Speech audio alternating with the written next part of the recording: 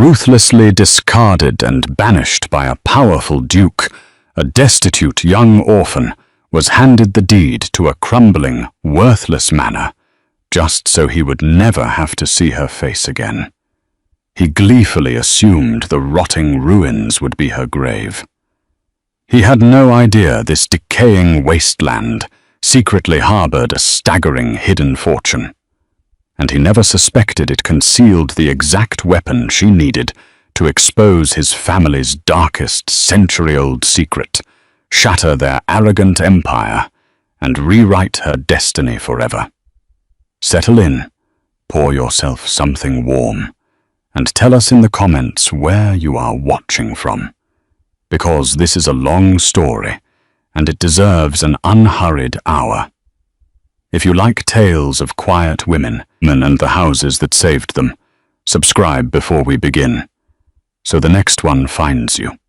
Margaret Ward had been born in the last snow of 1841 in a narrow terraced house in the parish of St. Anne's, Soho, to a father who kept the books for a linen merchant and a mother who took in fine mending to help the rent. Her father died of a lung fever when Margaret was 9, quietly over a fortnight, and her mother followed him within the year, less from illness than from the exhaustion of surviving him.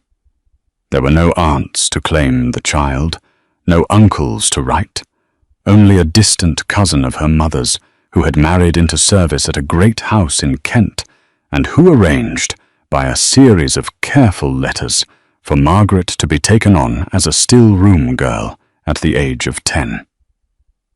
It was there, in the cool, tiled still-room of Wexford Park, that Margaret came under the eye of Mrs. Alice Pettigrew, the housekeeper, a widow of 62, with iron in her back, and a wedding band worn thin as wire, who saw in the pale, small child something that the other servants had missed.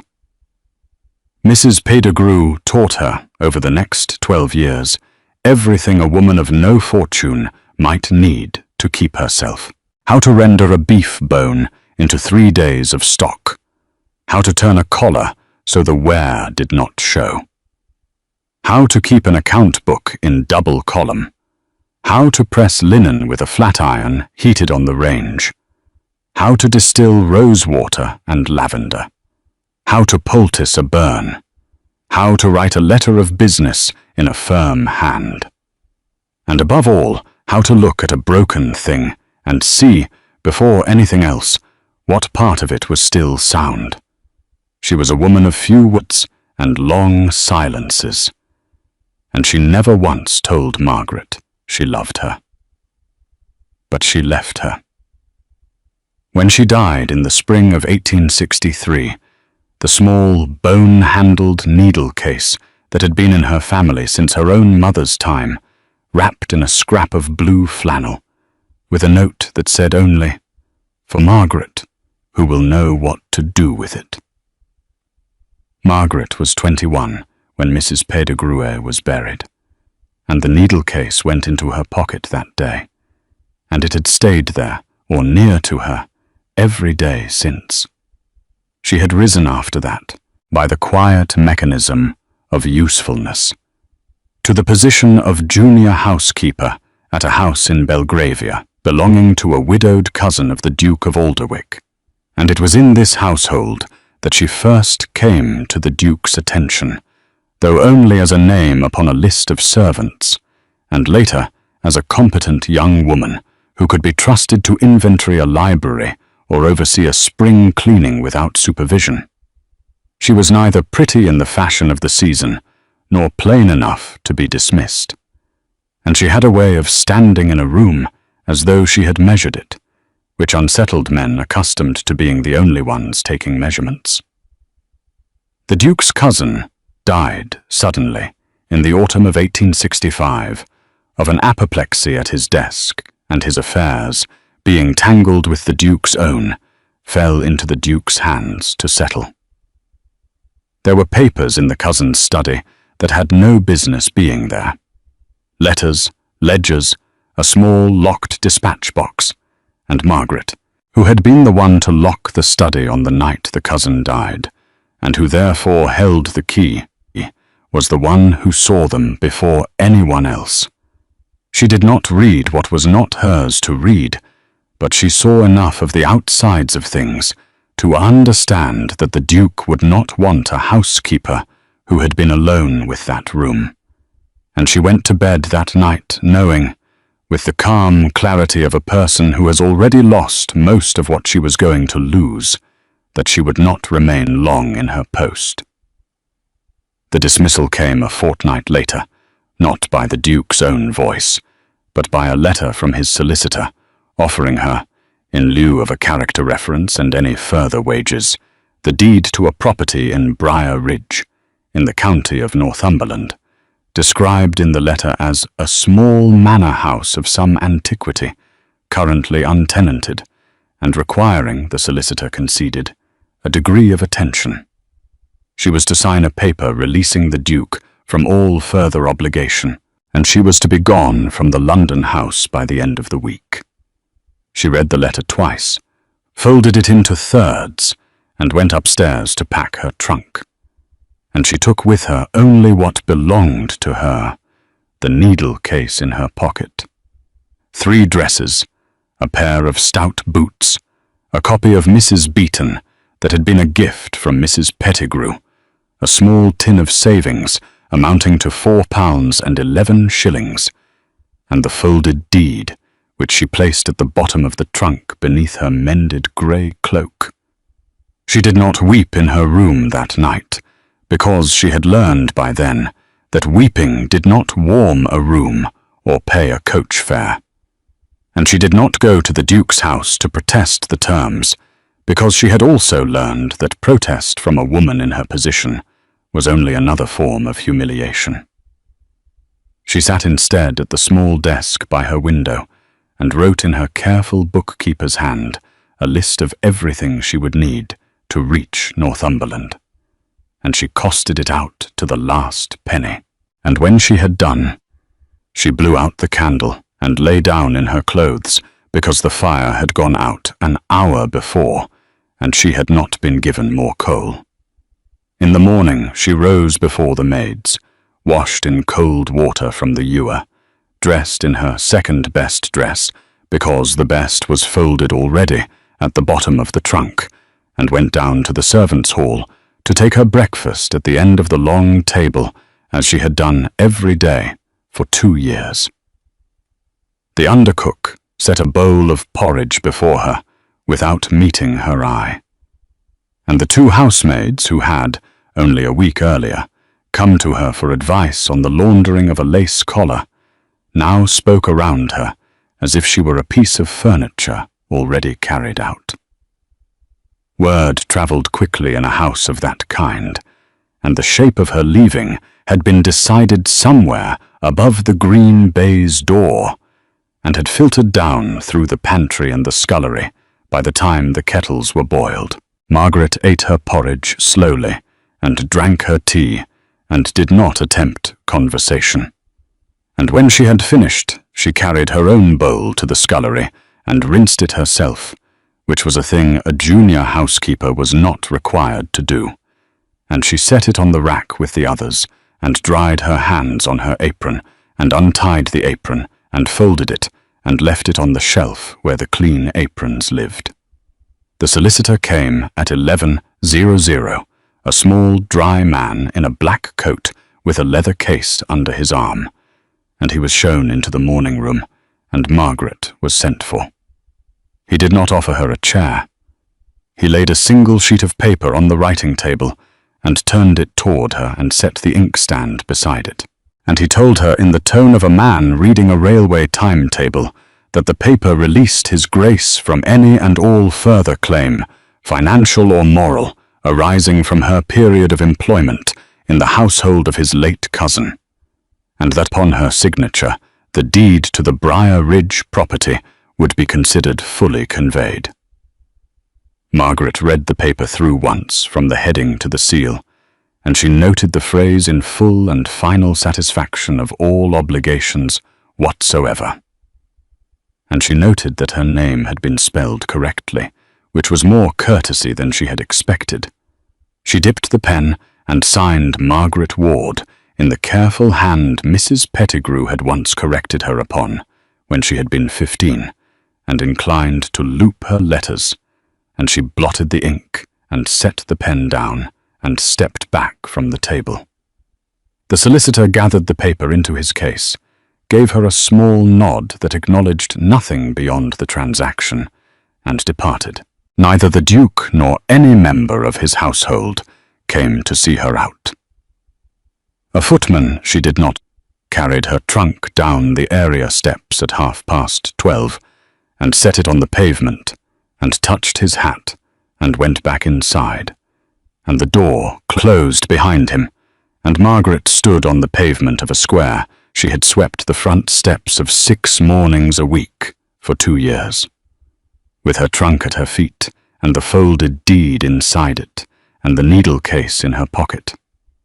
And after a moment, she picked up the trunk by its worn leather handle, and began to walk toward the cab stand at the corner, because standing still on a London pavement in November was not a thing that improved a woman's circumstances. She took a hansom to King's Cross for 1 shilling and 3 pence, which was more than she had allowed for in her list, and she paid it without argument, because the trunk was heavy and the wind had risen. At the station she bought a 3rd-class ticket to Newcastle for £1 and 6 shillings, and a further ticket by branch line and carrier's cart for the last 20 miles to Briar Ridge. And when she had paid for these, and for a mutton pie and a paper twist of tea, she had £3 and 1 shilling and 4 pence left in the tin. And she noted the sum in the small book she kept for the purpose, and put the book back into the trunk. The train left at 2 in the afternoon, under a low grey sky that promised sleet before evening, and she sat by the window with the mended grey cloak drawn about her shoulders, and watched London slide away in a long procession of soot-darkened brick, of chimneys and washing lines, and the backs of terraces, of gasworks and canal bridges, and market gardens, turning to open fields, and then at last of hedgerows and ploughland, and the flat grey of the North Road running alongside for a while. She travelled through the short afternoon and into the long dusk, and the sleet came as promised, somewhere north of Peterborough, and rattled against the carriage glass, and the lamps were lit in the compartment by a guard who did not speak. And she ate half the mutton pie, and saved the other half wrapped in its paper for the morning. The country grew steeper and darker as they went north, and the stone in the field walls changed from the pale limestone of the Midlands to a harder, darker stone she did not know the name of, and the sheep in the fields were smaller and more thickly fleeced, and the villages the train slid past were built low against the wind with their chimneys smoking horizontally. At York, she changed trains and waited an hour on a cold platform with her trunk between her feet, and she drank the tea from the paper twist, made hot again by a kindly woman at the refreshment counter, who charged her only a penny for the water. And she reached Newcastle after 10 at night, and slept sitting up on a bench in the station waiting room, with the trunk pressed against her knees, and the needle case held in her closed hand inside her pocket. In the morning, she took the branch line west to a village whose name she practiced aloud, so that she should not mispronounce it when she asked for the carrier. And at that village, she found a man with a cart who was going out toward Briar Ridge with a load of feed, and would take her the last 12 miles for 2 shillings. And she climbed up beside him, and drew the grey cloak tight, and watched the country open around her as they left the village behind. The road climbed. The hedges gave way to dry stone walls, the colour of wet iron, and the fields to rougher pasture, and the pasture to moor. And above the moor, The sky was a great, pale, washed thing that seemed to go on without any interruption to the edge of the world. And somewhere on that high ground, the carrier told her when she asked, was the house she had come to see. And he said the name of it, and shook his head once, slowly, in the way of a man who has known a place for longer than he wishes to. They came upon the house at just past noon, and Margaret saw it first from a quarter-mile off, standing alone on a low rise above a fold in the moor. And even at that distance, she could see that the roof line was broken, and that one chimney had begun to lean. The carrier drew the cart up at the gate, which was of iron and rust, and stood open on hinges eaten to lace. And he set her trunk down inside the gate, and touched his hat, and asked whether she wished him to come back that way in the evening. And Margaret thanked him, and said she did not. And he clicked to the horse and went on. And she stood alone on the weed-cracked drive, and looked at what the Duke had given her to be rid of. The house was of local stone, grey with a dark grain, laid in courses that had settled unevenly at the west end, so that the whole west gable leaned perhaps 3 in out of true. It stood 2 stories high with attics above, 7 bays across the front, and a small square porch of the same stone, with a broken lantern hanging inside it. The roof was slate, and Margaret counted, standing there, 14 slates missing from the front slope alone. And the lead of the valleys was split in 3 places she could see. The windows were leaded in small diamond panes, some intact, some starred, 4 boarded with grey planks, nailed rough across the mullions. Ivy had grown up the east wall to the eaves and into the guttering.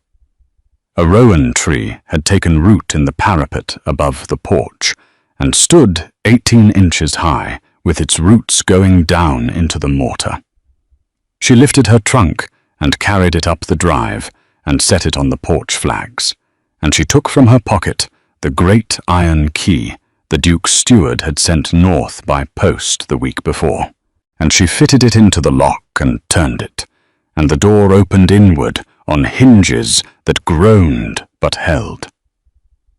The hall inside was long and stone-flagged, 24 foot by 12 at her pacing later, with a staircase of oak going up at the far end and a plaster ceiling above, blackened at one corner where water had come in. The smell was of damp lime and cold soot and mice.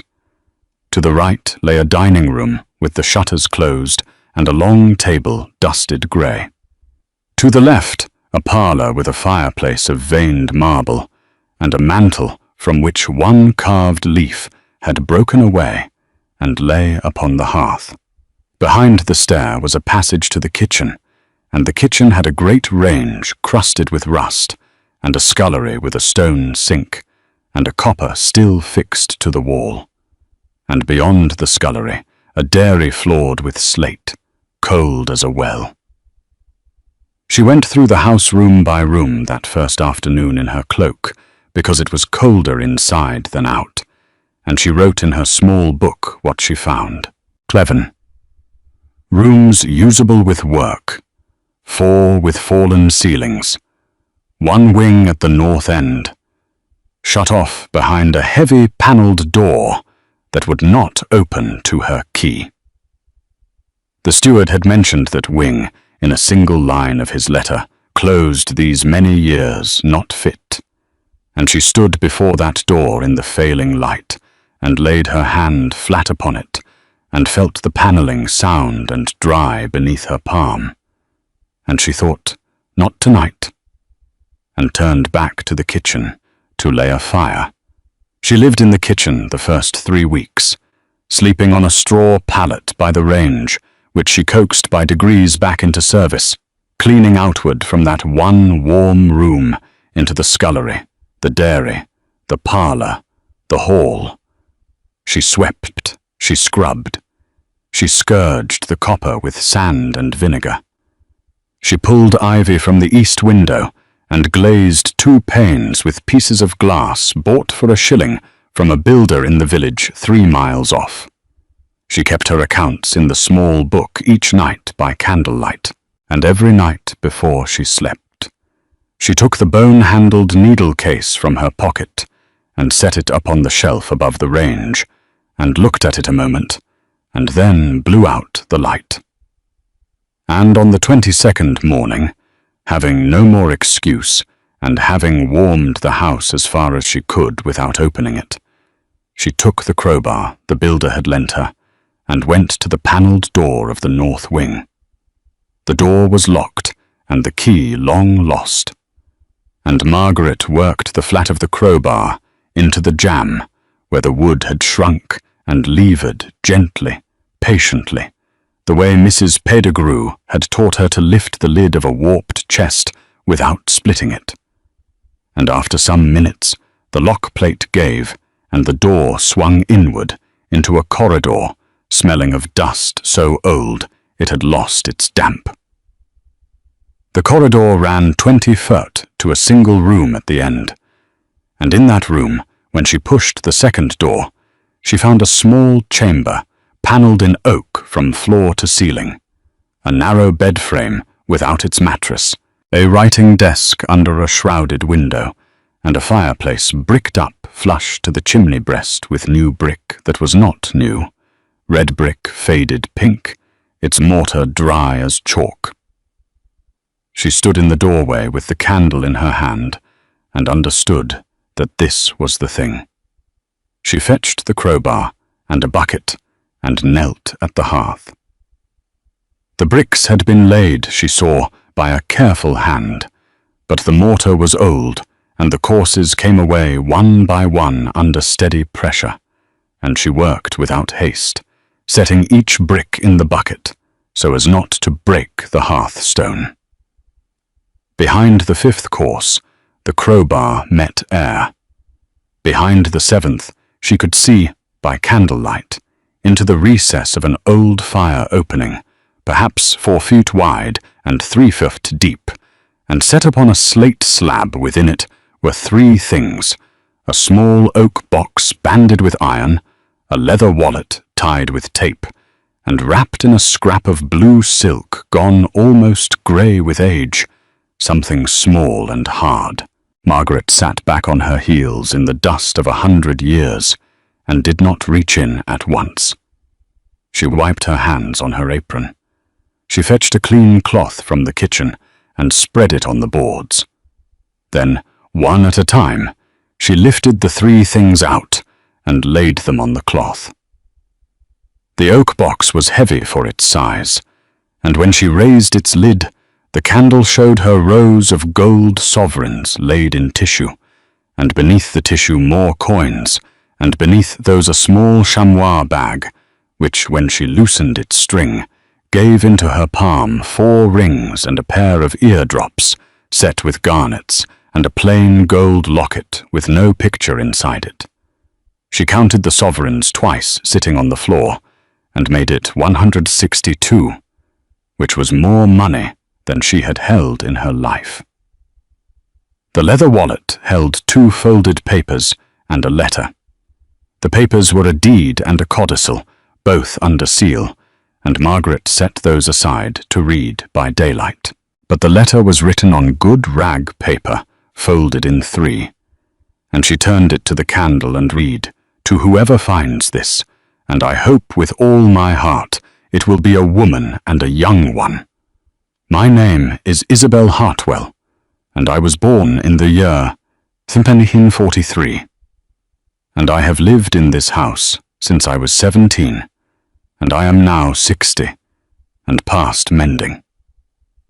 I was brought here as ward to the family whose name is on the front of the deed enclosed, and I was kept here quietly because the marriage that made me their kin was not one they wished the world to know of, and I have understood this a long time, and made my peace with it. I have not been unkind to. I have been forgotten, which is a slower thing. In the 53 years I have been in this house, I have taught myself to keep bees and to keep books, and I have saved from my small allowance every quarter what I could and what I could not save. I earned by fine needlework, sent under another name to a warehouse in Durham. The sovereigns in the box are mine, honestly come by, and the rings were my mother's. The papers with them will be of use to the person who reads this, for they show what was done and by whom, and they may be shown or they may be burnt, as you see fit. Only do not lose them, for they are the only proof there is. I leave all of this to you, whoever you are, and I ask only that you use the house well and be warm in it, and think of me sometimes when the wind is in the north. I hoped for a daughter and never had one. I hope you will do.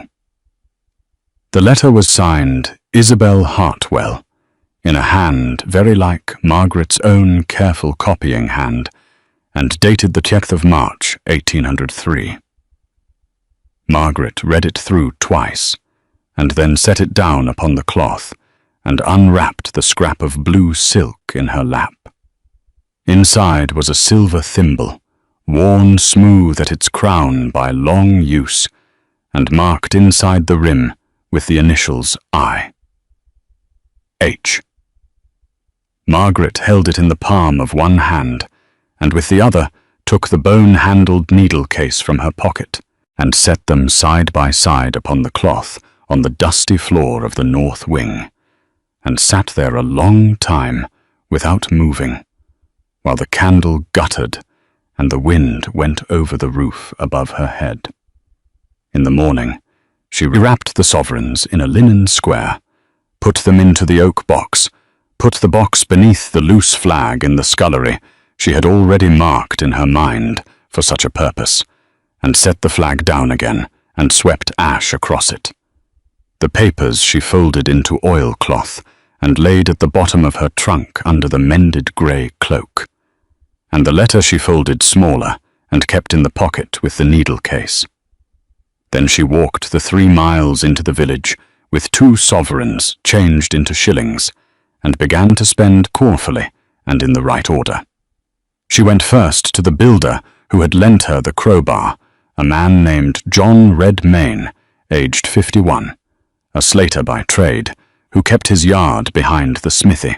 She asked him what it would cost to make the front slope of the roof watertight before winter, and he came out the following morning in his cart with his boy and a load of good Westmoreland slate, and spent 4 days on the roof, cutting fresh slates to size with a slater's stake and hammer, hooking them into the battens with copper nails, and dressing the split lead of the valleys with a bossing mallet until the whole front slope shed water again as it had been meant to do.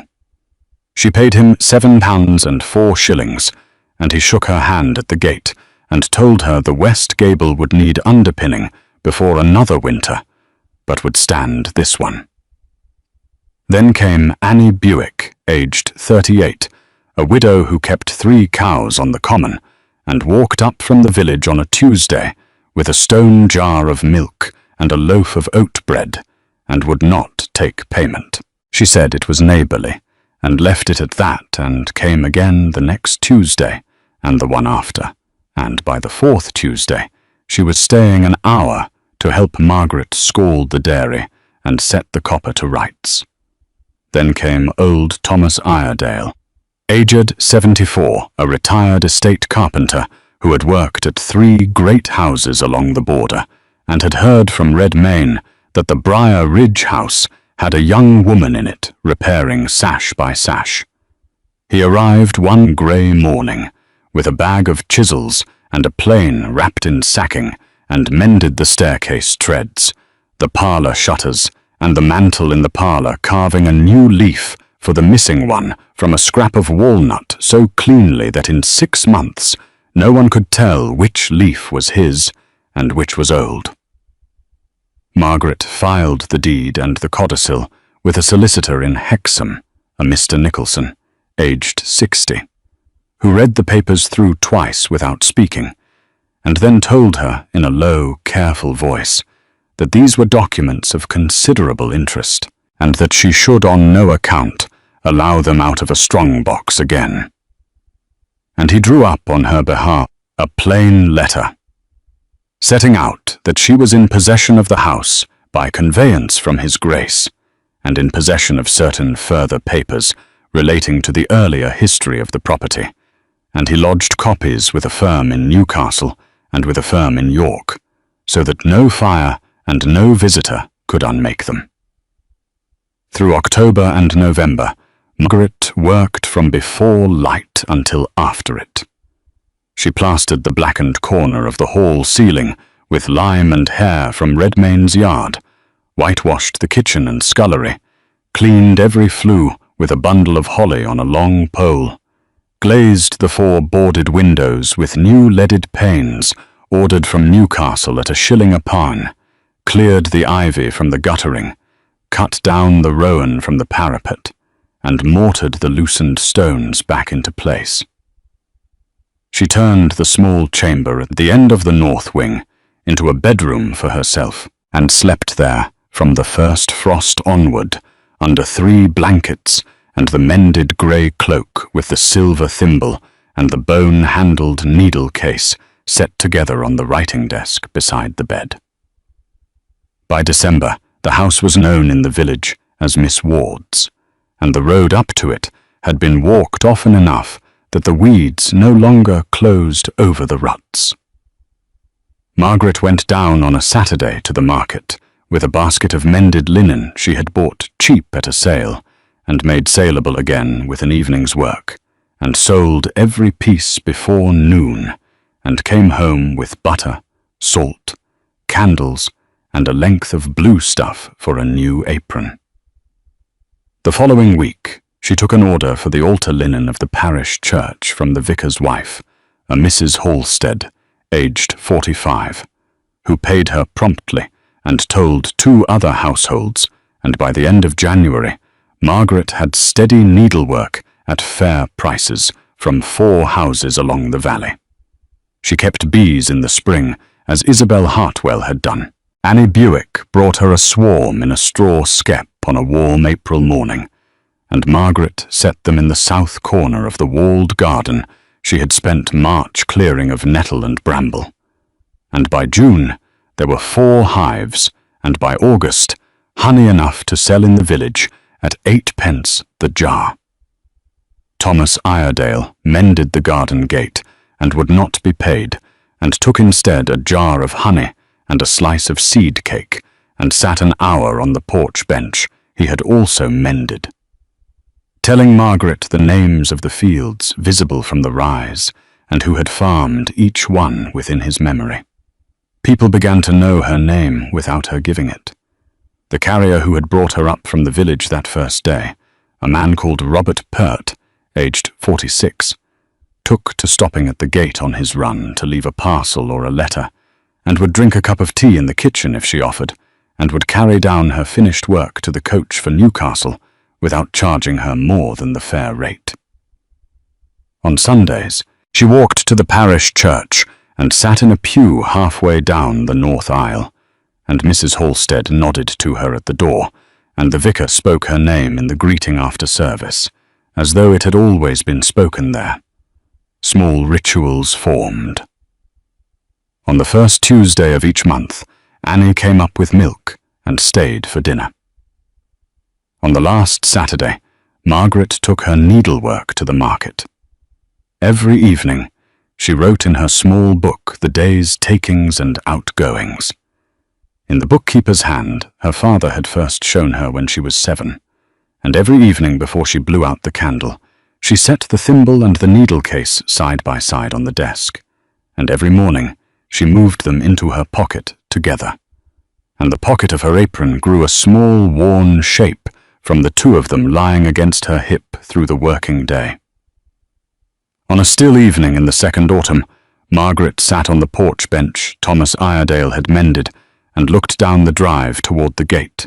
The gate had been re-hung on new hinges and painted black. The drive was clear of weed and edged with stones. She had set herself over 3 Sunday afternoons. The rowan was gone from the parapet, and the west gable was underpinned with fresh stone that Redmayne and his boy had laid in August. The house behind her was warm. The range in the kitchen was banked. A lamp burned in the parlour, where a length of altar linen lay half-finished on the frame. Above the porch, the slates were sound. There was no water coming in anywhere. She thought, as she often did at that hour, about the people who had put her where she was.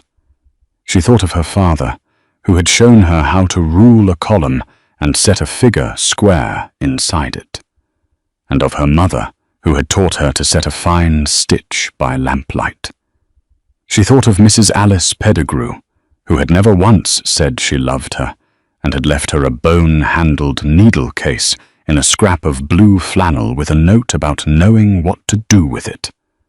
And Margaret, sitting on the porch, 2 counties and 3 years away from that grave, thought that she believed she had, at last, known what to do with it. She thought of Isabel Hartwell, born in 1743, kept quietly in the north wing for 53 years, because a marriage had been inconvenient to a family whose crest was still cut into the stone above the porch, and who had put by her sovereigns quarter by quarter, and hidden them behind 7 courses of pink brick, and had hoped for a daughter, and never had one. Margaret took the silver thimble from her pocket, and the bone-handled needle case with it, and set them on the arm of the bench side by side, as she set them each night on the writing desk, and thought that 2 women who had never met her had between them furnished her with everything she needed to begin.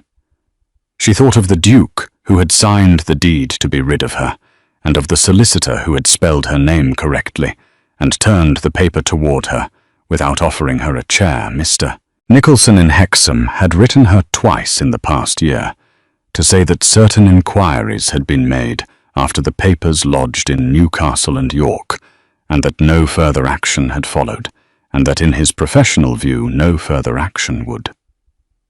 The Duke, it seemed, understood that what had been buried for 100 years was better left in Margaret's keeping than pulled into daylight now. Margaret understood the same. She did not need to use the papers. Having them was enough. It was a quiet kind of authority, and it suited her. Annie Buick came up the drive with a covered basin under a cloth, called out from the gate, and Margaret raised her hand. The moor beyond was going blue with the last of the light, and a thin coal smoke rose straight from the kitchen chimney into a still sky. And somewhere down in the fold of the ground, a curlew called once and did not call again. Margaret Ward was 24 and cast out. She had no family, no place, and no character to her name. Only a bone-handled needle case in her pocket, a mended grey cloak, and 4 and 11. She had signed a paper in a London morning room, releasing a duke from all further obligation, and in return, she had been given the deed to a crumbling manor on the edge of Briar Ridge that his steward had called fit to burn. It was the best paper she ever signed. If this story kept you company tonight, settle in and stay a while with the channel. Subscribe. Share it with someone who is quietly starting again. And tell us in the comments where you were watching from, and what small worn thing you carry in your own pocket that a person who loved you once put there.